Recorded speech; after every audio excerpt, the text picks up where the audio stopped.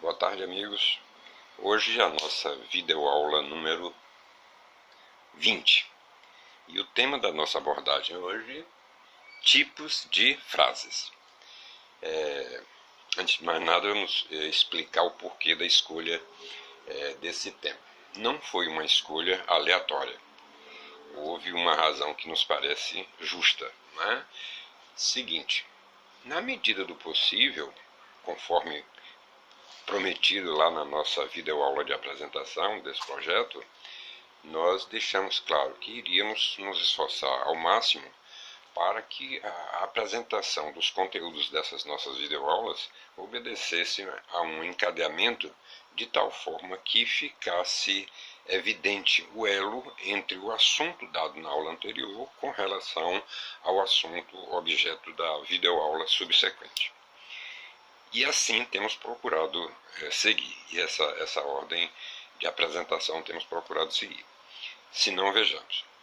O primeiro assunto que nós demos aqui, ou um dos primeiros, foi letra, né, quando falamos sobre letras. Quando nós abordamos sobre o alfabeto, as implicações que houve dessa última reforma, né, no nosso alfabeto, então nós falamos de letras. A seguir, numa aula subsequente, falamos de fonemas, né? E a diferença entre quantidade de fonemas e quantidade de letras de uma palavra. Depois falamos de sílabas, né? Inclusive a abordagem, apresentamos aqui aqueles tipos de sílabas não muito conhecidas por parte de alguns brasileiros, como é o caso da sílaba subtônica, né? E importante destacar que quando estamos falando de sílaba, estamos falando de palavras, porque as palavras são formadas de sílabas, né? E as palavras, por sua vez, nos levam a estar já antecipando um outro conteúdo gramatical chamado frase. Porque as frases são formadas pelo conjunto de palavras apresentadas de forma organizada, né? E que tenham uma mensagem clara. Então, a esse respeito, vamos ver então. Nós temos na língua portuguesa alguns tipos de frases, algumas delas já conhecidas da maioria dos brasileiros, porque esses tipos já fazem parte, já integram a maioria das gramáticas normativas. É o caso da frase declarativa, frase interrogativa, exclamativa e imperativa. Nós deixamos aqui, por último, esses dois tipos, a frase optativa e a imprecativa, porque esses dois tipos aqui não são muito conhecidos do público falante brasileiro. Vamos então dar uma recapitulada nesses tipos de frases aqui que nós temos na nossa língua. Frase declarativa. O que vem a ser a frase declarativa? É aquela que indica algum tipo de informação.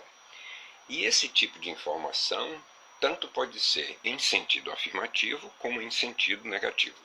Se eu digo, por exemplo, vou viajar hoje, aí há uma informação e está em tom afirmativo.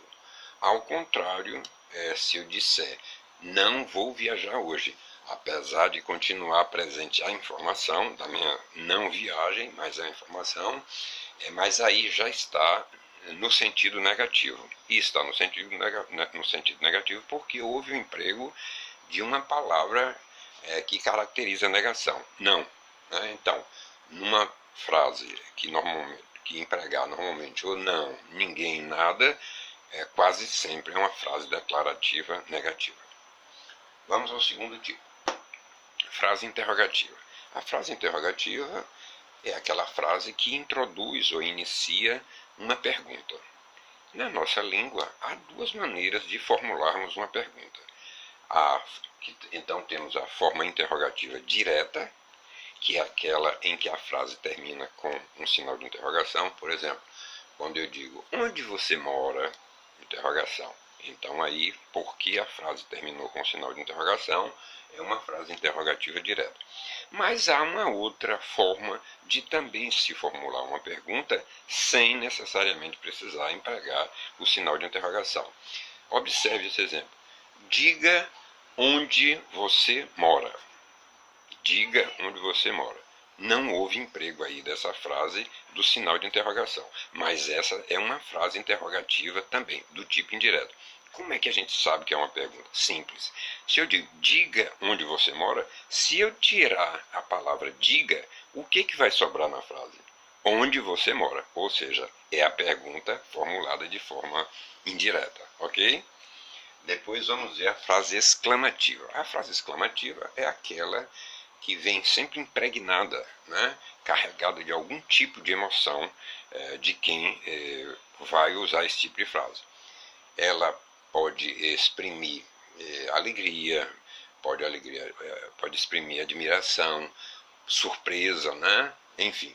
Então, se eu digo assim, como você cresceu?